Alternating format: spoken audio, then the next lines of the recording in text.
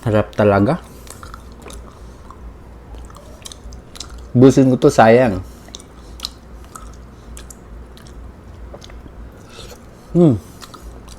Medyo, ano siya?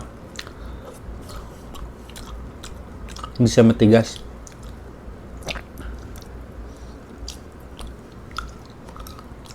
Kung matigas siya, huwag niyong pilitin. Baka masira yung grease niyo.